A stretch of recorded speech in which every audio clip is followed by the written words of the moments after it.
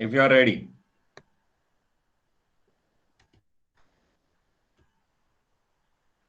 Okay, very good. Very good. Krutika, Priya, Shivam. Okay. So this is the first time it is possible to take all the students at a one stroke, right? Otherwise, there was a very big problem, and we have started also, but we could not connect. And I am very happy that you are here.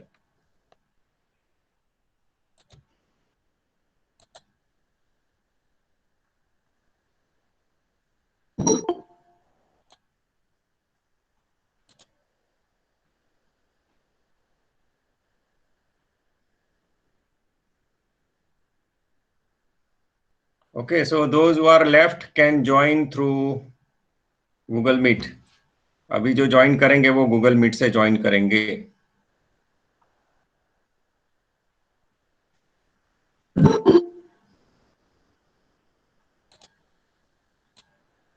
So 45 minutes are there, right?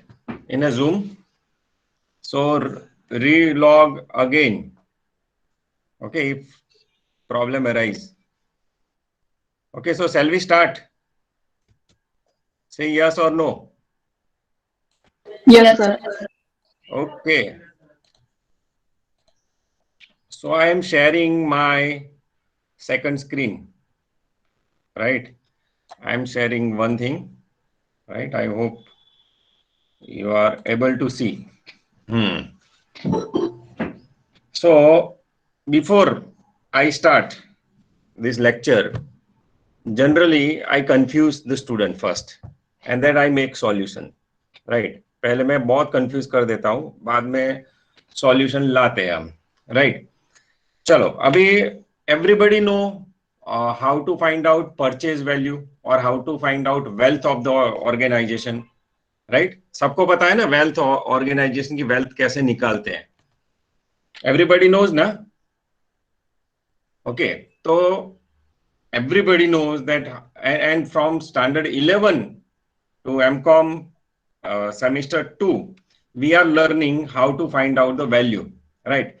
So, एक minute सबको चलो एक एक example देता हूं और बाद में आपको है ना बताना है कि कौन से मतलब क्या है उसकी वैल्यू, राइट? तो एक एग्जाम्पल देता हूं. X started A business in the year 1990s. 1990s में इसने बिजनेस स्टार्ट किया. कहाँ स्टार्ट किया? इन मुंबई, विथ रुपीज 20,000 कैपिटल. उसकी कैपिटल कितनी है?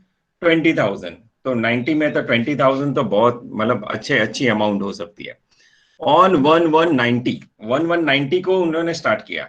And on 31/12/19 the balance sheet shows the following information, right? Start किया उस वक्त, एट द एंड ये बता रहा है, देखो कैपिटल है, ये क्या है? बैलेंस शीट है, राइट? जैसे हम ये सोल प्रोप्राइटर है ना, तो बैलेंस शीट दिखाइए.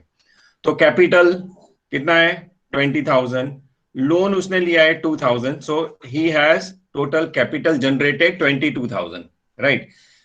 ही has purchase a land of 5,000 and building 13,000 and stock he has purchase 4,000. मतलब this is closing stock, right? And 22,000 is assets. This is liability and this is assets, right? Now tell me what is the worth of this business. ये business का worth क्या है? Can anybody tell me by calculating this? ये मैं remove कर रहा हूं कि आपको दिखे, right? Can anybody tell me? आपको स्पीकर ऑन करके बोलना है, क्योंकि आप देख रहे हो नहीं देख रहे हो वो मुझे नहीं पता है, राइट?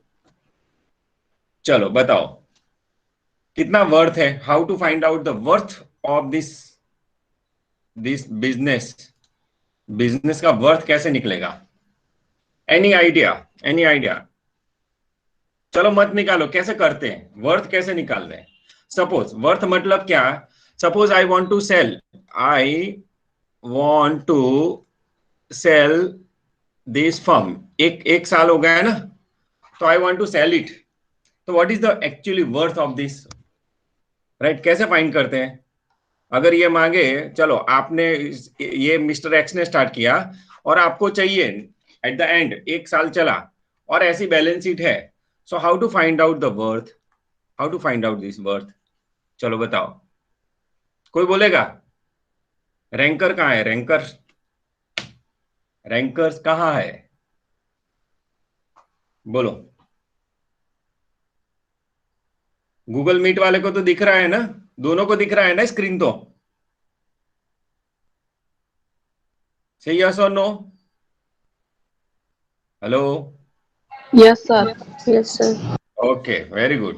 तो ऐसा बोलते रहना है। मेरे क्लास में अगर गलती हो गई ना, तो मतलब I will give you good good thing, right? गलती तो हो सकती है, गलती तो होनी ही चाहिए एक्चुअली। स्टूडेंट से गलती नहीं होगी तो किससे गलती होगी?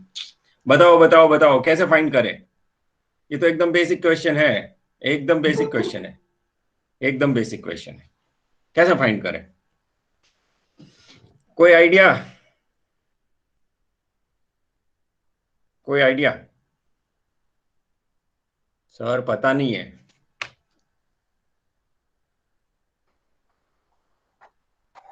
चलो कोई आइडिया, कोई किसी का आइडिया नहीं है?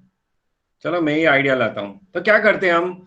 नेट असेट्स निकालते हैं ना, नेट असेट्स। नेट असेट्स मतलब टोटल ऑफ असेट्स। तो असेट्स का टोटल कितना है? 22,000 माइनस लायबिलिटी कितनी है? 2,000 ओनली, क्योंकि लोन लिया है, बाकी तो कैपिटल है, राइट? बाकी तो क्या है? कैपिटल है। तो यहां लायबिलिटी कितना है? 2,000। तो worth is 20,000। Any problem? Any problem? Because this is 20,000. If you want to sell, you can sell it 20,000 because it shows 20,000 value. 20,000 capital निकाला था, ये सब माइनस करके ज्यादा प्रॉफिट नहीं हुआ, तो 20,000 is the value, isn't it? Yes, 20,000 is the value. अभी ये बंदा है ना, मतलब ये तो देख, ये बताने के लिए मैंने बोला ही नहीं है, मतलब आई डोंट वांट कि तुम ये 20,000 आंसर दो, राइट? Next slide. अभी 2016 में यही बिजनेस है, वही बिजनेस बेचारा मिस्टर एक्स वाला, right? He is carried out in Mumbai and, right? अभी आपको है ना बहुत अच्छी तरह से जवाब देना है, राइट? बहुत अच्छी तरह से जवाब देना है। जवाब देगा ना आप सब, राइट? जवाब दोगे कि नहीं? चलो, yes sir. Okay, very good. ऐसा बोलते रहना, एक एक एक तो वो बोलेगा हाँ ना, मुझे पता चलेगा, वरना ये सब शट डाउन हो जाएगा ना, तो भी पता नहीं चलेगा, राइट? चलो, अभी वही बिजनेस है ना, 2016 में, एक मिनट, उन्होंने क्या किया? ये बैलेंस शीट बनाई, ये बैलेंस शीट बनाई 16, राइट? तो बैलेंस शीट हम देखते हैं। बैलेंस शीट में क्या है? कैपिटल 80,000। कैपिटल बढ़ गई। हाँ, पहले कितनी थी? 20,000, 80,000 हो गई, मतलब प्रॉफिट बढ़ा है। लोन भी बढ़ा है 20,000। सामने लैंड 5,000, राइट? बिल्डिंग 0.5, मतलब कुछ वैल्यू नहीं है, क्योंकि डेप्रिसिएशन करते करते खत्म हो गया सब। Stock 12,000, debtors 50,000, bills 12,500 and profit and loss account. It means that this is loss. आपको पता है ना, एसेट साइड लॉस आता है। जैसे पहले अभी कंपनीज एक्ट 2013 आ गया है, लेकिन कंपनीज एक्ट 1956 चलता था ना, then we used to write loss on the asset side, isn't it? तो ये लॉस हुआ है 20,495 is a loss of this mister X in this year 2016 में। अभी लॉस आई ना, तो बेचारा क्या बोल रहा है कि चलो मैं I want to sell this business. मुझे क्या करना है? ये बिजनेस बेच देना है, right? The owner want to sell the business. He receives 3 bid. 3 bid मतलब मैं इतना दूंगा, मैं इतना दूंगा, मतलब आस्क प्राइस होती है ना, मतलब आस्क जैसे पूछते हैं वैसे आंसर आता है, वो है, राइट? तो 3 Beed from the different parties.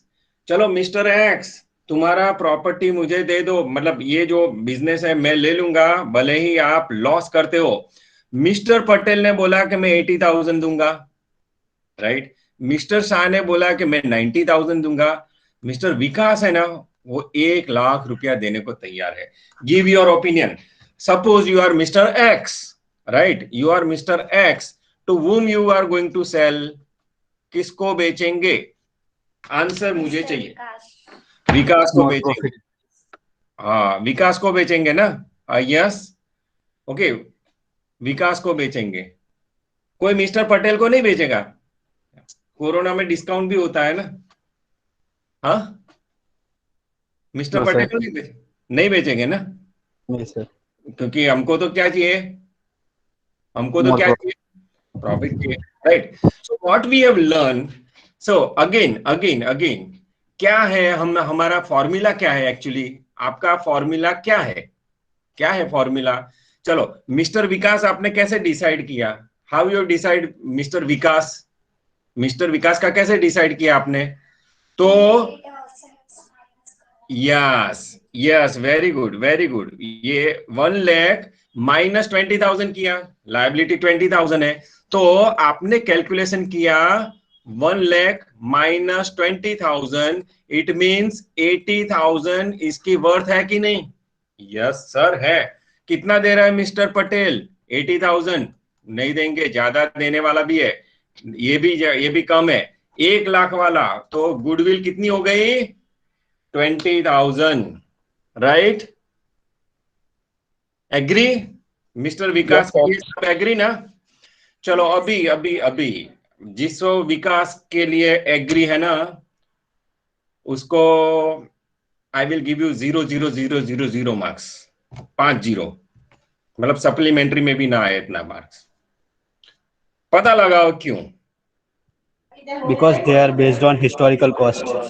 Very good. चलो, जैसे हमने ट्रेडिशनल हमने सोचा, जिसने भी जवाब दिया ना कि विकास विकास विकास, तो विकास है ही नहीं अभी तो, राइट? इंडिया में भी विकास नहीं है, राइट? तो चलो, हमने क्या किया पता है? देखो, हमने क्या किया, हमको तो बोला गया है, टीचर ने बोला था कि नेट एसेट्स ऐसे ही फाइंड करते हैं कि 5,000 ये जो एसेट्स है वो प्लस करो, इसमें से लायबिलिटी माइनस करो, आपका आ जाएगा नेट एसेट्स। उससे ज्यादा बेचोगे तो क्या होगा? गुडविल आ जाएगा, जितना ज्यादा होगा तो इतना आ जाएगा। But let me tell you again, clarify your thoughts and clarify और मतलब जो आपने सोचा है ना वो देखो। अभी लैंड इसने कितने में खरीदा था? 5,000 में लैंड खरीदा था, कितना भी हो, चलो 5,000 में। बिल्डिंग कितना था? 13,000, राइट? तो 1990 से ये रहा 2016, तो कितना साल हुआ? 36 ईयर्स हुआ, 26 ईयर्स हुआ ना, 26 years, right? Let me tell you, ये कहां था बिजनेस? अरे मुंबई में था, मुंबई में 1990s के जो लैंड की बिल्डिंग, सॉरी, लैंड की जो वैल्यू है वो 5,000 है। तो हम क्या करते हैं, लैंड पे तो डेप्रिशिएशन क्या होता है? 0 होता है, क्योंकि लैंड पे 0 डेप्रिशिएशन है। तो वो कितना रहा? 5,000। कितना रहा? 5,000। चलो और देखते हैं, बिल्डिंग कितना है इसका? 13,000। और डेप्रिशिएशन करते करते कितना आ गया लास्ट में? 5, क्योंकि 5% निकाले तो 20% में माइनस, ये तो 26 ईयर्स हो जाए तो भी 5 रुपीज है, मतलब 5 रुपीज है। So what we have done, we have calculated this as a historical, somebody told historical value है ये हिस्टोरिकल वैल्यू से लिया। तो हिस्टोरिकल वैल्यू से लिया मतलब जो परचेज प्राइस से लिखे और ये डेप्रिशिएट वैल्यू से लिखे, तो व्हाट हैज हैपन कि यहां आपने जो वैल्यू लिखा ना 5,005, इट इज हिस्टोरिकल वैल्यू, मतलब वो आपका काम का नहीं है। आपको तो फाइंड करना है मार्केट वैल्यू, आपको रियलाइज करना होगा, देखना पड़ेगा कि 5,000 की वैल्यू कितनी है, ऐसे विकास को नहीं दे सकते, इजंट इट? मतलब जो हम परचेज प्राइस कैलकुलेट करते थे ना, वो सब हिस्टोरिक पे जाते थे। आपको गुडविल फाइंड करना था, परचेज कंसिडरेशन फाइंड करना था, परचेज प्राइस करना था, नेट वर्थ करना था, इसका प्रॉब्लम क्या है, ये हिस्टोरिकल वैल्यू अगर असेट्स की होती है तो कोई ऐसा नहीं हो सकता कि आप मतलब रीवैल्यूड ना करो, आपको क्या करना पड़ेगा, उसका मार्केट वैल्यू निकालना पड़ेगा। 1990s में 5000 जिस लैंड की वैल्यू है वो 5000 कभी भी नहीं हो सकती। It means majority of our financial statements, majority of our financial statements are made on the basis of historical cost। कौन सा कॉस्ट, हिस्टोरिकल कॉस्ट। बाद में क्या होगा, ये बैलेंस शीट तो अच्छी लग रही है but this is not a real balance sheet, क्योंकि हम बेचने गए ना तो हम बिक गए। देखो 1 लाख में, अभी ये 5000 की वैल्यू कितनी है मैं बताता हूं, चलो। अभी ये 99 एकर्स एक जो साइट होती है ना, वहां से मैंने ये कलेक्ट किया है, राइट। उस वक्त ये सेल प्राइस है पर स्क्वायर फीट, देखो पर स्क्वायर फीट कितना है, पर स्क्वायर फीट 54,727, ऑलमोस्ट 55,000 पर स्क्वायर।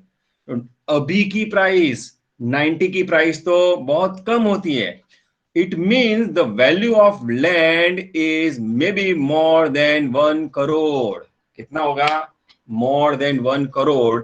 और हम सोच रहे हैं कि विकास को सेल किया जाए, बहुत नाइंसाफी, right.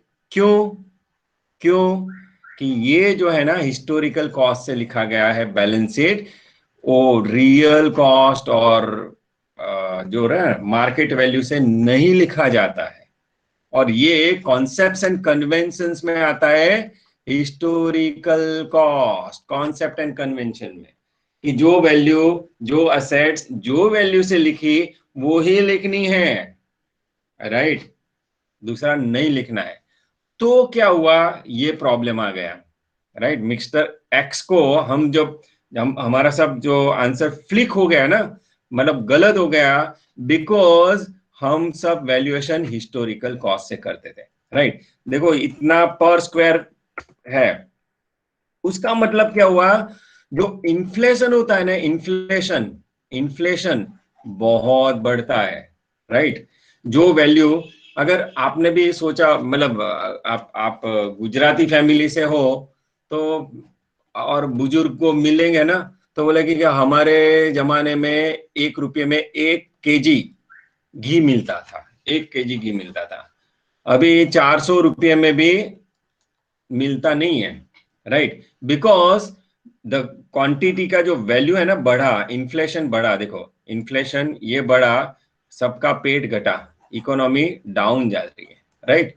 Because of inflation effect, because of inflation effect हमारे जो प्राइस लेवल चेंजेस है उसको इनकॉर्पोरेट नहीं कर सकते, उसको इनकॉर्पोरेट नहीं कर सकते। उसका रिवर्स भी हो सकता है। अभी अभी जो मैंने असेट्स का दिया है ना, ऐसे दूसरा भी हो सकता है। फॉर एग्जाम्पल आपने प्लांट खरीदा 3 लाख में, राइट। 3 करोड़ भी हो सकता है, आपको जस्ट फिगर पे ध्यान देना है। अब आपको ये सोचना नहीं कि 3 लाख में कुछ नहीं आता sir, right. Assumption, right, assume कर लेना है, इसमें मतलब वो नहीं रखना है। तो plant is of 3 lakh, right. वो क्या हुआ, वो जो प्लांट था ना वो बनाता था टाइपराइटर, क्या बनाता था, टाइपराइटर। और अभी की वैल्यू इसकी कितनी होगी, 0 होगी। क्यों, क्योंकि अभी टाइपराइटर बिकता नहीं है, तो वैल्यू तो कितनी लिखनी पड़ेगी, 3 लाख लिखनी पड़ेगी, लेकिन ओरिजिनल वैल्यू कितनी है, 0 है, right. In that case also क्या हुआ कि भाई रियल प्राइस पे हमारा कोई होता नहीं है। Actually the balance sheet is not, it shows true and fair view but not the real view, not the market view. And because of this limitation, ये लिमिटेशन होने से मतलब ये लिमिटेशन होने की वजह से हमारा आया price level changes. Venezuela, Venezuela country का नाम सुना है, उसका इन्फ्लेशन रेट 57% है। मतलब आपका 100 रुपया है ना, दूसरे दूसरे अगर रख दिया आप कपबोर्ड में, 50 रुपया हो जाएगा, ऐसा। ये देखो इन्फ्लेशन रेट सब कंट्री का 10% से ऊपर है। ये सब वेनेजुएला का 180%, साउथ सुडान का 79%।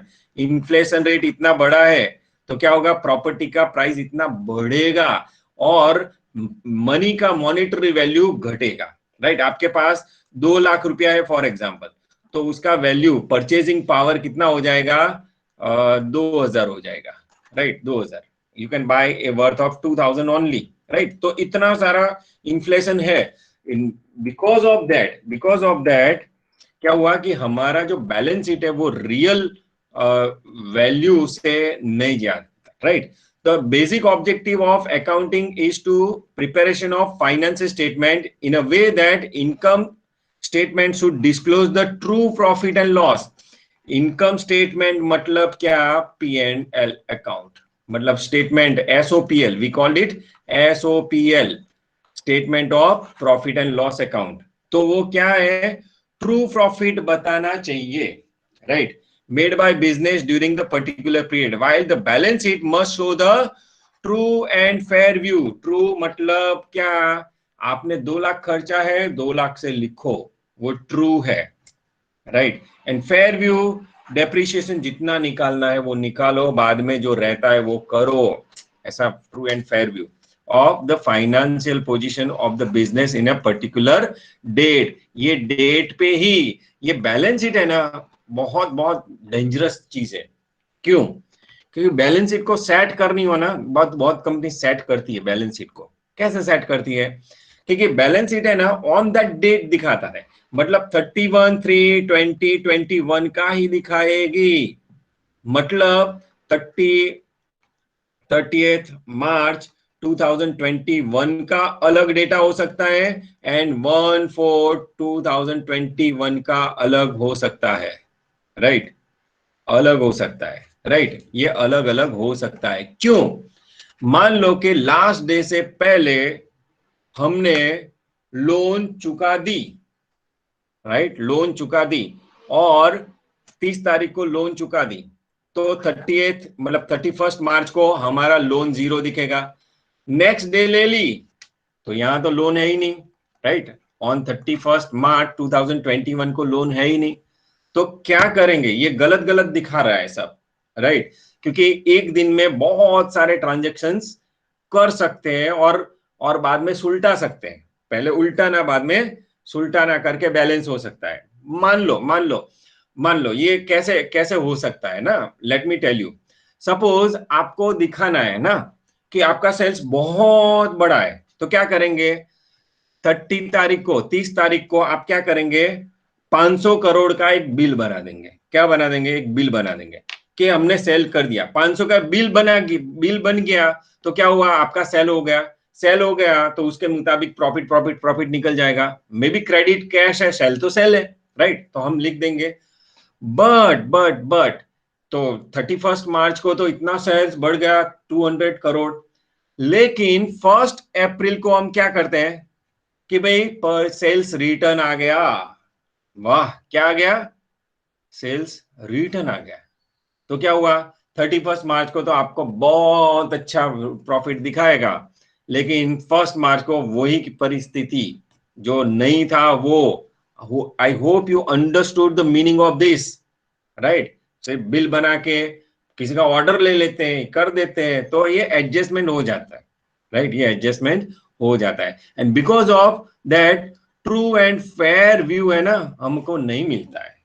तो इसलिए हमको सीखना पड़ेगा। ये कॉस्ट कॉन्सेप्ट तो मैंने ऑलरेडी चला दिया है। Because of that we have the chapter accounting for price level changes. Accounting for price level changes, it is also called inflation accounting. क्या बोलते हैं उसको? इन्फ्लेशन अकाउंटिंग भी बोलते हैं। अगर ओल्ड बुक आपके पास है तो इन्फ्लेशन अकाउंटिंग का टाइटल होगा। अगर न्यू बुक यूज कर रहे हैं तो accounting for price level changes, क्योंकि प्राइस लेवल चेंज होता है तो उसकी इफेक्ट फाइनेंशियल स्टेटमेंट में पड़ती है। राइट, चलो अभी आगे बढ़ते हैं। यहां तक क्लियर? सबको सुनाई दे रहा है ना? सबको सुनाई दे रहा है Yes, ना? sir. Okay, very good.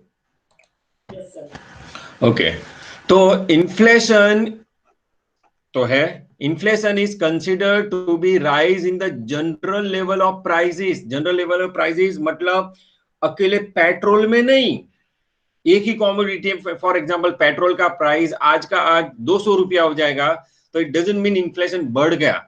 हाँ, उसके इफेक्ट में पेट्रोल का प्राइस बढ़ गया तो ट्रांसपोर्टेशन का प्राइस बढ़ जाएगा, ट्रांसपोर्टेशन का प्राइस बढ़ जाएगा तो होलसेल का प्राइस बढ़ जाएगा, सब कॉमोडिटी का प्राइस बढ़ जाएगा, कॉमोडिटी का प्राइस बढ़ गया तो सब बढ़ गया, तो इन्फ्लेशन होता है। वरना एक ही, फॉर एग्जांपल अभी अभी जो कोरोना की दवा है ना, रेमडेसिविर, राइट, उसका प्राइस अगर मान लो कि 2 और हो जाए तो इट डजंट मीन के इन्फ्लेशन बढ़ गया। लेकिन general level price changes, general level price changes मतलब क्या कि भाई मतलब सबका ऐसे ऐसे बढ़े, वो इन्फ्लेशन कंसीडर करते हैं, एक कॉमोडिटी या वो उसमें नहीं होता है, right. Prices of goods and services in economy over a period of time, inflation is over a period of time, एक साल में कितना बढ़ा। अगर किसी के डैडी है ना, जॉब करते हैं फॉर एग्जांपल, तो उसको मिलता है कुछ ऐसा, ये डियरनेस अलाउंस मिलता है। तो डियरनेस अलाउंस की कैलकुलेशन कैसे होती है, ये इन्फ्लेशन से होती है। कैसे होती है, ये इन्फ्लेशन से होती है, राइट। इन्फ्लेशन जितना बढ़ा इतना बढ़ जाएगा, right. So inflation and monetary units currency are inseparable.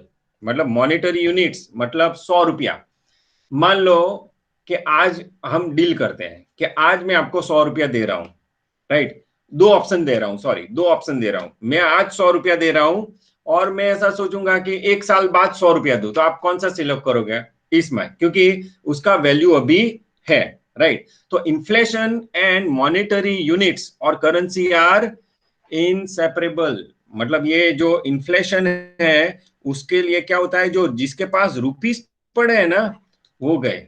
मान लो एक एग्जाम्पल से आपको सिखा रहा हूं कि ये क्या कहना चाहते हैं। जो इन्फ्लेशन है और जो मॉनेटरी यूनिट्स है, मॉनेटरी यूनिट्स मतलब रुपीज होता है। हमारा क्या है, चलन में क्या है, रुपीज है, राइट। मान लो कि आपके पास 100 रुपीज अभी है, आपके पास 100 रुपीज है, राइट। तो अभी आपको मार्केट में गए ना, तो आपकी जो कॉलेज बैग है ना, कॉलेज बैग, वो भी 100 की आती है। तो 100 rupees is equal to 1 college bag, right, 1 college bag. लेकिन आपको है ना, आपको अभी नहीं लेनी है, आप सोच रहे हैं कि नेक्स्ट ईयर में ले लूंगा, राइट। तो ये 100 नेक्स्ट ईयर वाला, आप बोलोगे कि चलो ना मैं नेक्स्ट ईयर ले लूंगा, अभी मैं ये कपबोर्ड में रख देता हूं, मतलब वो गल्ला आता है ना हमारा, इसमें रख देता हूं। तो आपने रख दिया और नेक्स्ट ईयर लेने निकले तो क्या होगा, ये इसका 120 हो गया। तो क्या हुआ, इन्फ्लेशन ये बढ़ गया, इसका वैल्यू घट गया, तो आपको 20 रुपीज और लाने पड़ेंगे, right. Because inflation and monetary, तो आपको आपके पास तो 100 है, लेकिन मान लो कि आपने कुछ कॉमोडिटी खरीदी, राइट, या कहीं इन्वेस्ट कर दिया, स्टॉक में इन्वेस्ट कर दिया और आपको 150 मिला, तो आप खरीद सकते हो, राइट। ओके, नेक्स्ट है inflation is the depreciation in the purchasing power of any given currency. आपके पास जब जब याद ये ध्यान में रखना कि जब प्राइस सबकी बढ़ रही हो ना, तो कैश ज्यादा नहीं रखने की, एफडी ज्यादा नहीं रखने की, लेकिन कॉमोडिटी और जो इन्वेस्टमेंट्स है ना वो ज्यादा करने का, राइट। इन्फ्लेशन बढ़ता है, as inflation increases the money value less goods and services. जो मनी है वो लेस गुड्स खरीद सकता है, right. Now let me talk about the limitations. ये अभी तक का जो केस स्टडी लिखा ना, हमने केस स्टडी देखा ना सबने, कि फाइनेंस स्टेटमेंट्स वाला सबने केस स्टडी देखा। तो हमने जो अकाउंट्स बनाए ना अभी तक के, right, whatever the balance sheet that we are preparing, right, so there are some limitations. I have stated only one limitation, that assets value, whatever the asset value shows in the balance sheet, it is not the market value, right, that. but there are other limitations also of the financial statement. So first of all, we are going to learn the limitations, and then we'll find out how to solve this, right? How to solve this. So price level accounting for price level changes will help you, right? First, fail, FAIL है, हाँ? Fail to disclose, fall नहीं है, fail to disclose current worth of the enterprise. ये हमने पूरा देखा। Current worth, सबने बोला कि विकास को 1 लाख में बेच दो, right? We can not sell it. Why? Because it is not a current value, right? Current worth नहीं है। हाँ, वर्थ कैलकुलेट की है, राइट? हमने असेट्स में से माइनस लायबिलिटी करी और वर्थ किया, but it is not a current worth, right? It fails to disclose the current worth of the enterprise। जो कंपनी है उसका करंट वर्थ ये फाइनेंशियल स्टेटमेंट नहीं दिखाते, बिल्कुल नहीं दिखाते, right? Next, which is very important, and let me show you with example, contains non-comparable items, right? Contain non-comparable item। non-comparable items मतलब we cannot compare one particular with the particular। Sir हमको समझ में नहीं आया, right? उसके लिए ये समझा लो, राइट? सबको ये नोटपैड दिख रहा है? सबको जूम में दिख रहा है? जूम में दिख रहा है और गूगल मीट में? Yes sir. Very good. चलो, तो हम कौन सा डिस्कशन कर रहे हैं? ये वाला, contain non comparable items, right? Non comparable items. चलो, अभी हमारा ये बैलेंस शीट है, राइट? मैं बड़े बड़े गांधी जी जैसे हैंड राइटिंग निकालता हूं ताकि आपको पता चले, राइट, कि क्या क्या है, और जिसके पास चश्मा है तो उसको सहूलियत रहे, राइट? तो यहाँ हम अभी टी फॉर्म में यूज करते हैं, राइट? अभी तो वर्टिकल आ गया है, लेकिन समझने के लिए ये टी फॉर्म यूज करते हैं। तो एसेट्स 1990 में हमने एसेट्स क्रिएट की, राइट? और मान लो कि वो बिल्डिंग है, और एसेट में भी बिल्डिंग है। 1990 में 3 लाख की ली थी हमने, राइट? 3 लाख की ली थी, राइट? डेप्रिसिएशन करते मान लो कि जितना भी लिया, अभी 90 में लिया था, अभी का वैल्यू 3 लाख है। और हमने क्या किया एक्सपांशन करने के लिए? तो 2020 में कोरोना था, और वो लिया 30 लाख में। कितना में लिया? 30 लाख में। तो हमारा एसेट 33 लाख दिखाएगा। कितना दिखाएगा? 33 लाख। नाउ अभी हम देखेंगे ना, just look at the balance sheet. हम देखो, हमारा जो बैलेंस शीट है ना, ये नहीं दिखाता 1990 2020 नहीं दिखाता है। क्यों नहीं दिखाता है? हमारा तो ऐसे ही होता है ना, gross block, depreciation, net block, right? Gross block, depreciation and net block. जितना भी है जिसका परसेंटेज सही है डेप्रिसिएशन, तो ये किस साल में खरीदा वो तो दिखाते ही नहीं एक्चुअली। ये तो मैंने आपको दिखाया है अभी, राइट? तो अभी एसेट्स की वैल्यू कितनी है? 33 लाख। अगर कोई भी उसमें पूछा करे, राइट? देखो अभी लाइट चली गई है और बहुत पावर कम है, राइट? तो यू एडजस्ट, अगर खत्म हो गया तो कल हम मिलने ही वाले हैं, तो राइट, क्योंकि बहुत पावर का अभी प्रॉब्लम हो गया है, राइट? तो यहां तो अभी can we compare this two things? Can we compare this two things? Compare कर सकते हैं क्या इसका, कि ये एसेट्स है ना, उसकी वैल्यू बहुत अच्छी है, ये एसेट्स का वैल्यू ज्यादा है, और ये एसेट बेचारी 3 लाख है, कम है, 10% ही है। ये 100% वाला है, 2020 में खरीदा। लेकिन क्या हो सकता है, ये 3 लाख का वैल्यू मे बी 3 करोड़ हो सकता है, isn't it?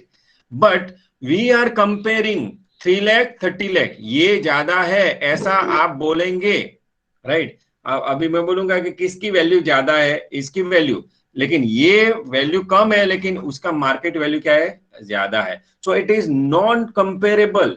Even in a balance sheet also, one particular is cannot compare with other particular। कर ही नहीं सकते, क्योंकि अभी करने गए तो ये ज्यादा है ये कम है, तो उससे वैल्यू हमारा वो डाउन हो जाएगा, इजंट इट?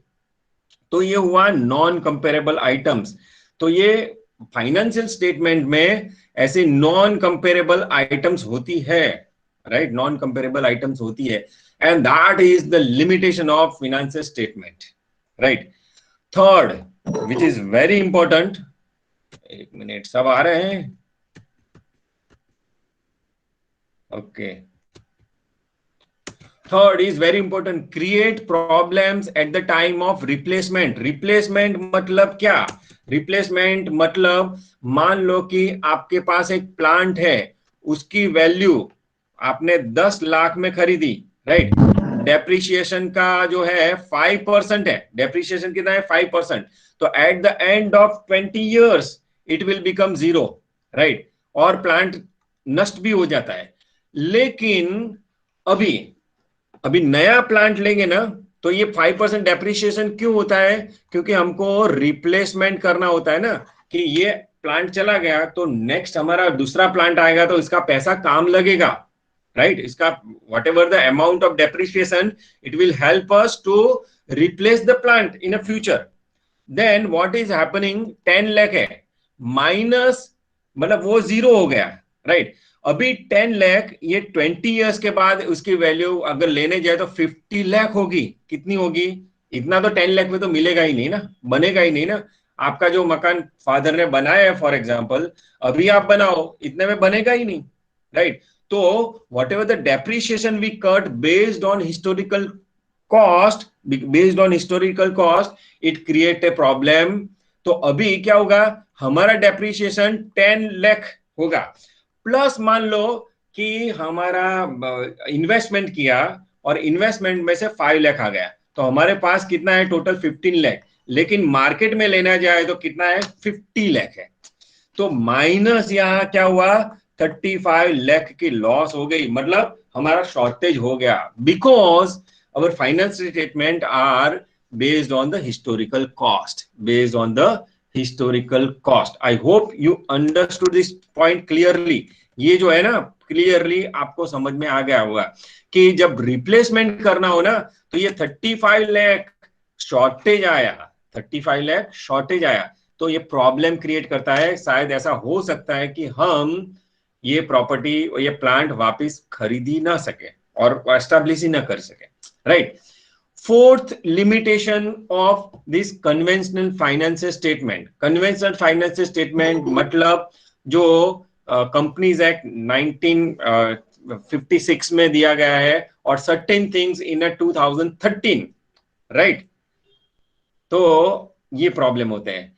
लास्ट जो है, mixes holding and operating gain, mix कर देता है। क्या है? Holding and operating gain. Sir समझ में नहीं आया, क्या है होल्डिंग, क्या है ऑपरेटिंग? चलो मैं समझा देता हूं, राइट? मान लो, चलो ये फोर्थ, होल्डिंग एंड ऑपरेटिंग।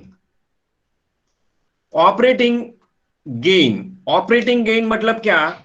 मान लो कि आप बिस्किट्स का बिजनेस कर रहे हो, बिस्किट्स का बिजनेस कर रहे हो, और मान लो कि आपका पार्ले जी है, राइट? पार्ले जी है, राइट? पार्ले जी।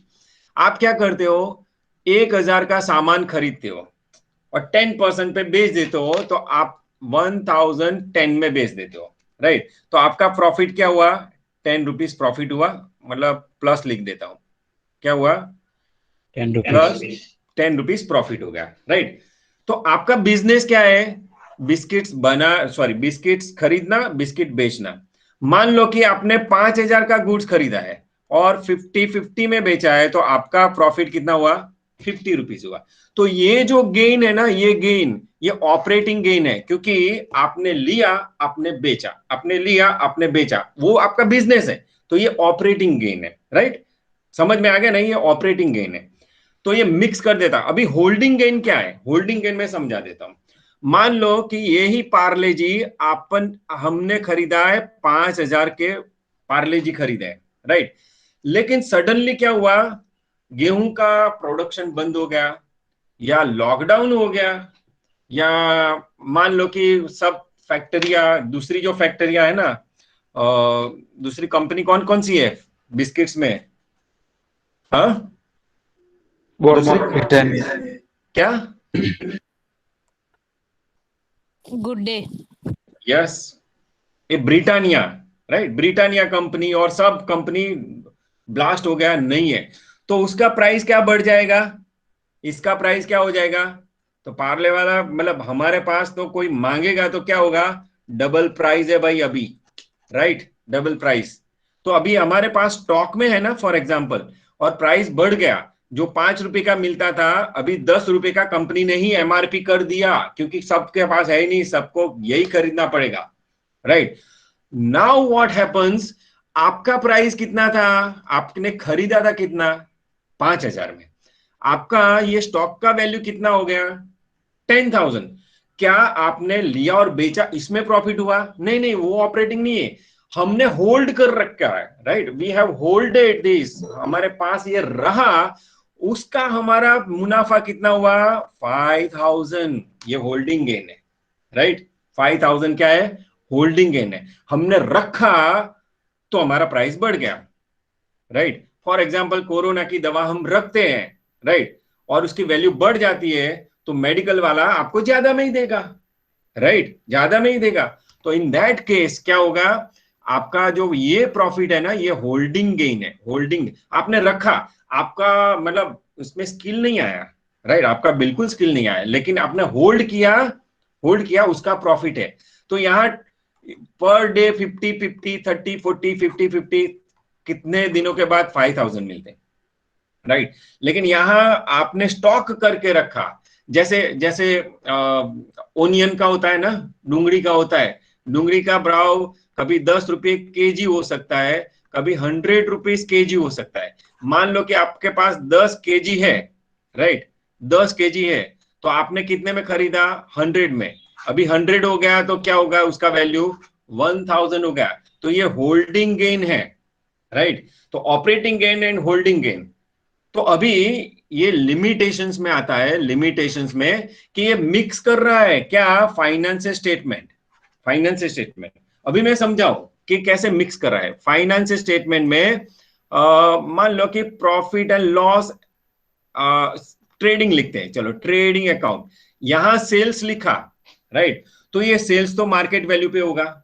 मतलब ये ओनियन का एग्जांपल, मान लो कि हमारे पास 1,000 का क्या है, 1,000 का स्टॉक है, राइट, तो ये सेल्स तो जो होगा, यहां स्टॉक कितना लिखा जाएगा, यहां स्टॉक 1,000 का लिखा जाएगा, राइट, 100 का नहीं, राइट। वो बात अलग है, वो बात अलग है कि हम मार्केट प्राइस और cost price which ever is lower, but actual value कितनी है, 1,000। मान लो कि आपने बेच दिया, नहीं स्टॉक नहीं है, चलो मान लो आपने बेच दिया, तो आप कितने में बेचेंगे, 1,000 का, लेकिन ओरिजिनल प्राइस कितनी थी, आपने परचेज किया था 100, तो ये जो 100 का 1,000 सेल हुआ ना, इसमें maybe 5 rupees because of your purchase and you sold, बाकी का 995 because you are hold, because of that you are gaining. मतलब ये आपकी एफिशिएंसी नहीं है, आपने तो स्टॉक करके रखा ना, इसलिए आपको ये कालाबाजारी करी फॉर एग्जांपल, तभी आपका वैल्यू बढ़ा, इजंट इट। तो ये क्या है, ये मिक्स कर देता है, तो हमको लगेगा कि हाँ कंपनी का सेल्स कितना बड़ा है, राइट, बट एक्चुअली बड़ा नहीं होता है, वो स्टॉक होता है ना इसका, उसका देखो अभी क्लोज होने वाला है, वो जो स्टॉक होता है ना, because of value of stock has increase, उनका क्या होगा, उनका फायदा हो जाएगा, सेल्स भी बढ़ेगा, राइट। मान लो अभी जो अगर अगर ये बंद हो जाए, क्योंकि लाइट नहीं है अभी, मैंने दरवाजा खोला है, राइट, तो अगर बंद हो जाए तो tomorrow we are going to meet, right, on Meet and Zoom both, right. तो मान लो कि हमारा टाइम वन ट्रेड, हाँ बोलो, टाइम टाइम मॉर्निंग टाइम होगा, may okay be okay 10 o'clock, maybe 10 o'clock, और 9:30 सबको पसंद है, 9:30 और टाइम अच्छा लगेगा। Yes for your requirements okay चलो, स्टॉक फॉर एग्जांपल आपका 10,000 है स्टॉक, राइट, और आपने स्टॉक 10,000 है, राइट, अभी ये 2020 का है एंड 2021 का है, राइट, यही स्टॉक का प्राइस बढ़ गया 5 टाइम्स, 50,000 हो गया, तो आपको यहाँ सेल्स कितना हो जाएगा? 50,000 हो जाएगा कि नहीं? तो ये 40,000 क्या हुआ आपका? Because of you hold this commodity, आपका प्रॉफिट हुआ है, आपका एफिशिएंसी नहीं हुआ है। मतलब आपने ऑपरेट करके, परचेज करके, सेल करके या मैन्युफैक्चरिंग करके, सेल करके नहीं कमाया है, राइट? ये कैसे कमाया गया? आपका होल्ड हुआ है तब। तो अभी क्या करेंगे? ये 50,000 लगेगा कि हाँ कंपनी तो बहुत अच्छा सेल्स कर रही है, लेकिन कंपनी सेल्स नहीं कर रही है, उसका प्राइस जो है ना, जो बेच रहे हैं ना, उसका प्राइस बढ़ा है ना, इसलिए, या उसके पास बहुत सारा स्टॉक था इसलिए सेल्स कर पाई, राइट? तो दीज आर द लिमिटेशंस। हम बोलेंगे कि भाई इतना सेल्स हुआ, चलो चलो बहुत अच्छा है, स्टॉक मार्केट में से इसका सेल्स, मतलब इसका इसका है ना शेयर खरीद लो। अभी खरीद लेंगे ना, तो फॉर एग्जांपल ये 10,000 है, नेक्स्ट ईयर 1,000 हो गया तो गया काम से, तो उसका तो लॉस हो जाएगा ज्यादा। तो ऐसे operating profit is very important then holding profit. Holding profit तो एक बार मिलता है, दूसरी बार जाता भी है, राइट? ये 10,000 का फॉर एग्जांपल 1,000 वैल्यू हो जाए तो क्या होगा? ये लॉस लॉस लॉस हो जाएगा। तो हमको क्लियर पिक्चर नहीं बताते, ट्रू एंड फेयर व्यू नहीं बताते हैं, और जो जो प्रॉफिट है, लॉस है, वो ट्रू एंड फेयर नहीं दिखाता है। And because of this, these are the limitations, right? These are the limitations of financial statement.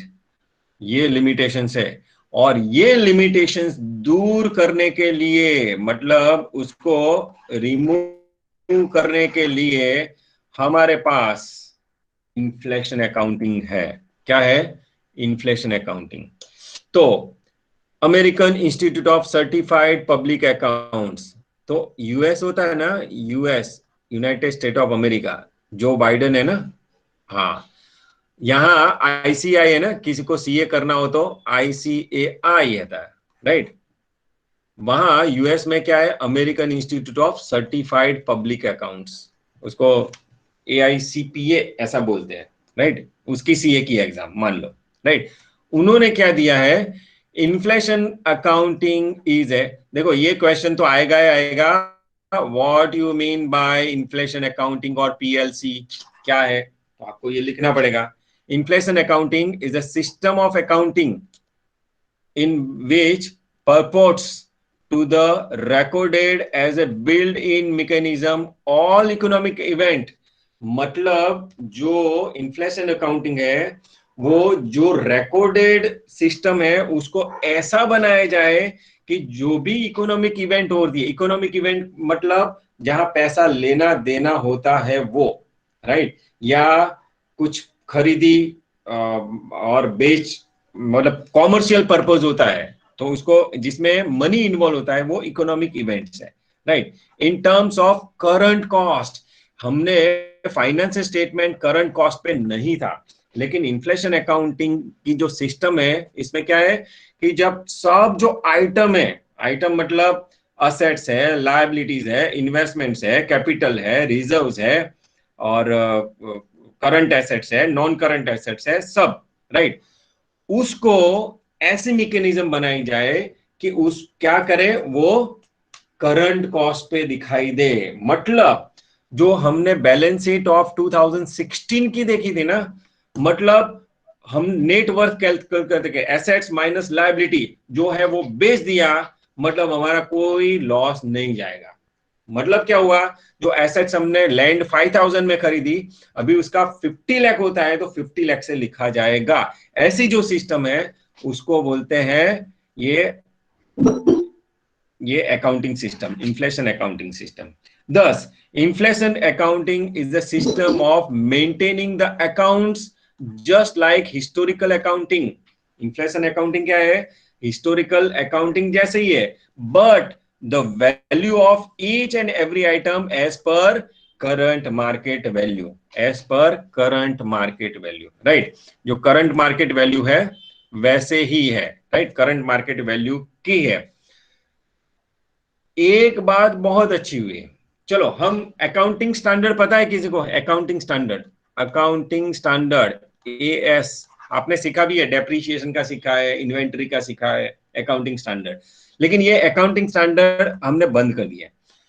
International level पे क्या चल रहा है? IFRS, international financial reporting standards, IFRS चल रहे हैं, राइट? तो IFRS, majority of country has accepted IFRS, क्योंकि सबको बाहर का पैसा चाहिए, सबको ट्रांसपेरेंसी चाहिए, सबको मतलब कंपेरेबिलिटी चाहिए, एक फर्म से दूसरी फर्म हम कंपेयर कर सके, राइट? ऐसा सबको चाहिए, राइट? तो इसलिए IFRS एडॉप्ट करते हैं, क्योंकि यूके में लिखा जाएगा या यूएस में लिखा जाएगा, वही मैं लिखूंगा तो यूएस की फर्म और मेरी फर्म कंपेयर कर सकते हैं। इसलिए ऐसे स्टैंडर्ड्स होते हैं, राइट? वो बाद में टाइम मिलेगा तो अच्छी तरह से मैं आपको बताऊंगा। तो ये IFRS है ना, वो in majority of country has accepted, but हमारा इंडिया है ना, उन्होंने डायरेक्ट एडॉप्ट नहीं किया है ऐसे डायरेक्ट के IFRS। देखो श्रीलंका में IFRS है, पाकिस्तान में IFRS चल रहा है, अभी IFRS है, मतलब उनका